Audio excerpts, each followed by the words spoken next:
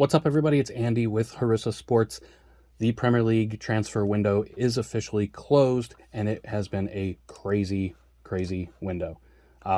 Lots of big signings. There's still some wild rumors around with Salah possibly going to Saudi Arabia. But we're here to go over what I believe were the best signings for each team in the summer transfer window this year.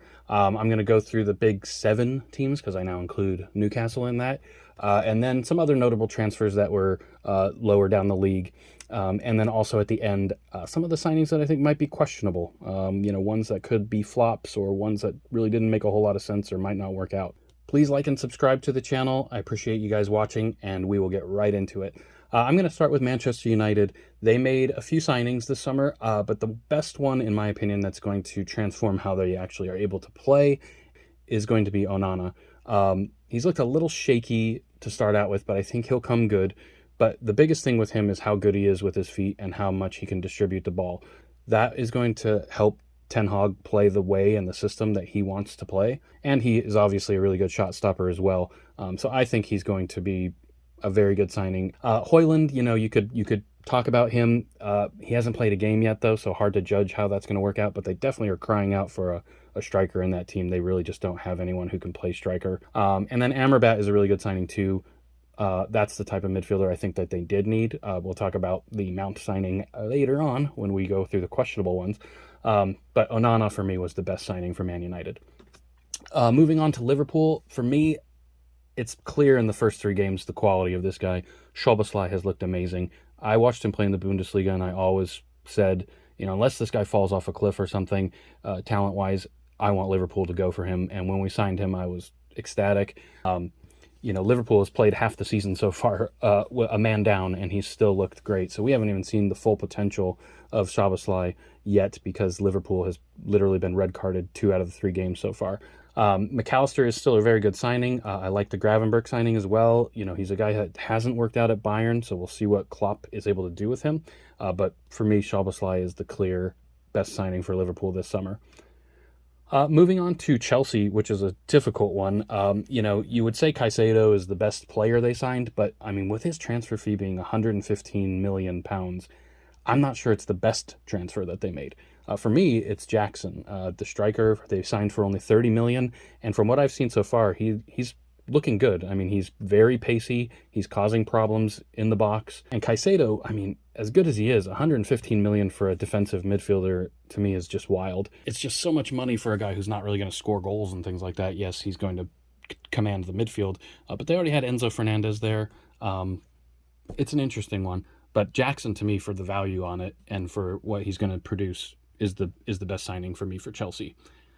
Arsenal is a pretty straightforward one. You would have to say the Timber injury kind of changed this. It possibly would have been the best signing for them because of the price they paid. But after Timber got injured and is out for so long, you have to say Declan Rice is their best signing of the summer. Definitely a big price tag on him. But again, some of that's the English tax. Typically, if a player is English and they're getting sold in England, it's an extra 20-25 million on top of what they're actually worth. So Declan Rice, for me, is going to hold down that midfield for many, many years, and he's going to make an already very good Arsenal side even better. Manchester City, they did sign a couple of players very recently, Nunez and Doku, but the best signing for me that they made this summer is Gvardiol. We may not have seen his best quite yet, but he is very young. I think he's a guaranteed top 3 center back in the league going forward. Again, maybe not this season per se, but going forward the coming years, I think he'll be phenomenal. Kovacic was also a pretty good signing, but again, not on the level of Gvardiol, and Kovacic, is a little bit up there in age. Tottenham is probably the easiest one for me. This guy has looked phenomenal since he's come in. James Maddison has looked so good.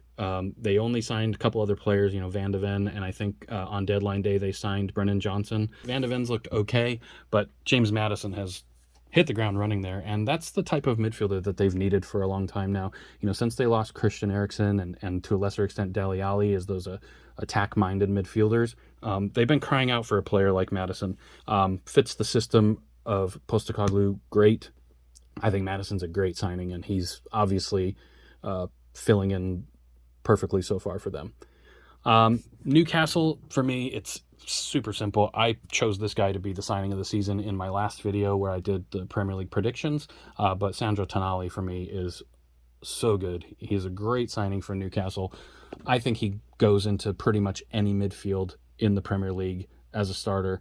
So for Newcastle to get him is a seriously good coup for them. Tenacious. He's got a great pass on him. He's able to hold on to the ball. He can dribble, pass, shoot. I mean, he's the full package, and I think that's a fantastic signing for them. And interestingly, they did just draw AC Milan in the Champions League, so Tonali's going to have to go back to the San Siro and play against his old club. So that'll be interesting. Some other notable transfers that I am a big fan of. First off, I have to say Ansu Fati coming in from Barcelona to Brighton is a really exciting signing. Super young, really promising talent. When he was fit and playing for Barcelona, he was scoring goals as a teenager. Had some injury issues last year, but for Brighton to be able to bring him in, it is just a loan, but it's still going to be a really exciting addition to the Premier League and to a great team in Brighton. But I'm really excited to see Ansu Fati. Another team that I think made 3 really good signings was Nottingham Forest. First off, they got Anthony Elanga in from Man United. He's looked like a spark off the bench. I think here soon he'll be starting a lot more games, especially with Brennan Johnson heading to Tottenham. But Anthony Elanga's looked great in that system. Hudson-Odoi they got on deadline day, I believe, for only like $5 million.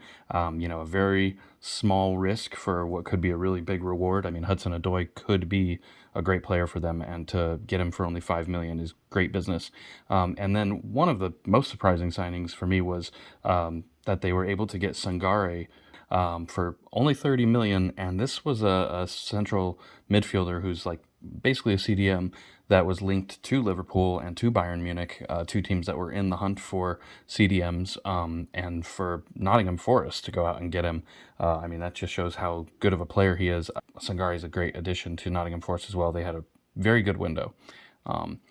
Aston Villa had a really good window too. Speaking of, Moussa Diaby is going to be an absolute terror for defenders.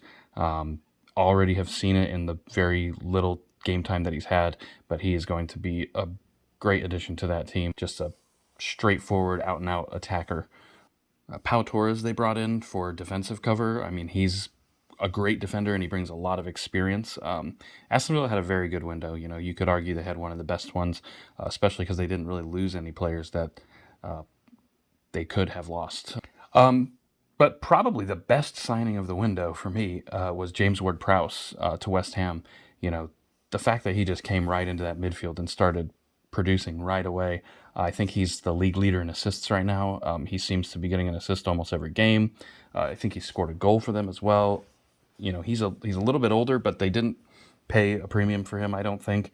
They definitely had to reinvest that money they got for Declan Rice, and James Ward-Prowse was a great signing, along with Mohamed Kudus, who's coming in as well. We haven't seen him yet, but he is going to be a really good addition to West Ham.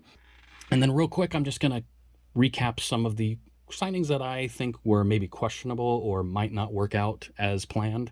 I think the most obvious one so far is Kai Havertz to Arsenal. For $65 million, you would hope that Arteta would know exactly what he was going to do with Havertz and have a plan in place. But he just does not look like he fits in that midfield. Havertz is an odd player where he's not really a striker, he's not really a winger, he's not really a midfielder. Like, no one really knows his best position. I just didn't understand that signing, especially for the price paid. And so far, it has not looked like it's working out very well. Mason Mount is also another one that I'm just not sure about. The type of midfielder I thought United needed, they did end up eventually getting, which was a guy like Amrabat. But Mount to me is like a Bruno Fernandes, but not as good. So to pay $60 million for a guy who's going to be, second fiddle to Bruno, that's a lot of money. I just am not sure it's going to work out too well. Lavia to Chelsea is a little weird for me too, because they already have Enzo Fernandez and Caicedo. I just think paying $60 million for Lavia to basically be a backup, and for Lavia to choose that over a guaranteed starting role basically at Liverpool was an odd one. Maybe there was some other reasons that he decided to choose Chelsea over Liverpool.